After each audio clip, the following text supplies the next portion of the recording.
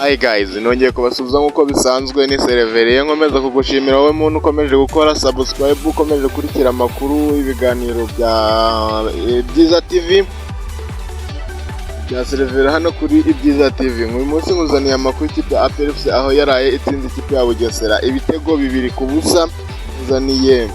Nkuzaniye amakuru avugwamo, noneho nkuzaniye uko umwuka uhagaze muri iki gitondo. Uzaniye amakuru arimo aracashishikana mu ikipe ya APR FC ndetse no ku mukino w'ikipe ya APR FC na ikipe ya Bugesera waraye ubaye. Yari manche y'umuriro, yari manche ikomeye cyane aho ikipe ya APR FC tubabwire ko yaje kubitsindamo ibitego 2, kimwe cya penalty ndetse n'igitego nyine navuga ngo kiraho nyine gishakishwa. Nanone mbabwire ko ikipe ya APR FC harimo kuvugwamo umweyo ukomeye cyane, umweyo urimo kuvuza ubuhuha mu ikipe ya APR FC.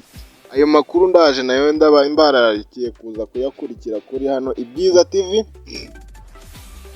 Tuvugana ni Sereveriye. Reka amakuru yacu tuyahere mu ikipe ya APR FC aho yaje kuba ikina na ekipe ya Bugesera ku munsi w'ejo kuwa gatatu tariki 20. Umunsi w'ejo kuwa gatatu tariki 27 nibwo match yaje kuba itangira ku isaha 12 aho ikipe ya APR FC yatsinze Bugesera ibitego 2-0 mu mukino w'ikirarane cy'umunsi wa kabiri wa Rwanda Premier League.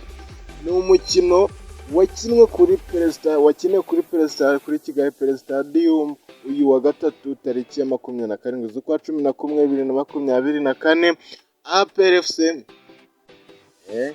APR FC yatangiye umukino nk'ikeneye amanota 3 aho ku munota wa mbere gusa yashoboraga kubona igitego, ariko amahirwe aba make. APR FC yakomeje gushaka igitego mu buryo bwose bushoboka, iza kubibona ku munota wa 39 gitsinzwe na Mohamed Lamine Ba. Bugesera FC yakomeje gushaka kwishyura igitego, ariko APR FC yari yihagazeho. Iki gice cya mbere kirangira ari igitego kimwe cya APR FC ku busa bw'ikipe ya Bugesera.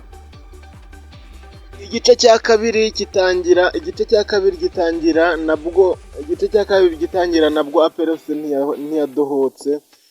ntiyadohotse bihumura ku murari ubwo umutoza yakuragamo Mohamed Lamine Ba akinjizamo Tadeo Langa. Aha ikipe yahise ikora urukuta hagati ikomeza kurusha Bugesera FC bigaragara.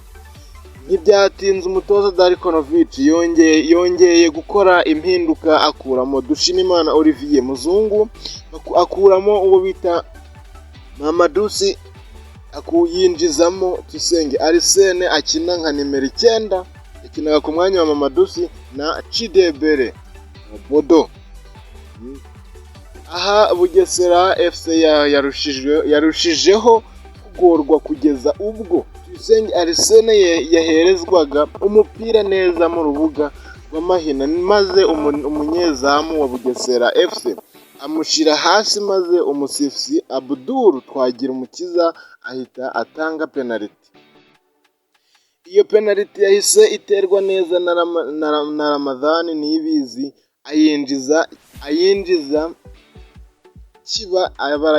kiba igitego cya kabiri cyabonetse ku munota wa 79 mu buryo bwo kuruhura bamwe mu bakinnyi no kurushaho gushimangira intsinzi. Umutoza yongeye gukora impinduka, akuramo Byiringiro Gilbert na Mugisha Gilbert, yinjiza Diodone ndetse na Nzotanga na Odibo Godwin Nigeria. Godwin Odibo.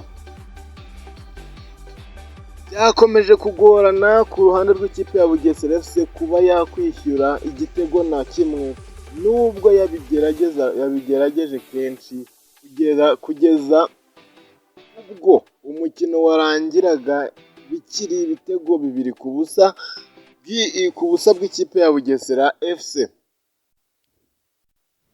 APR FC izagaruka mu kibuga kuri uyu wa gatandatu. No, APR FC izakina ku munsi wo ku cyumweru tariki ya 30. Oya reka manza ndebe guys, ibintu byo ko ntago ngiye kubabesha pe. Reka ndebe rwose neza, ariko nuko nzi ko ikipe APR FC ifite match ku cyumweru na AS Kigali, kanze ndebe neza line-up bihagaze bite, ndiriye bihagaze bite.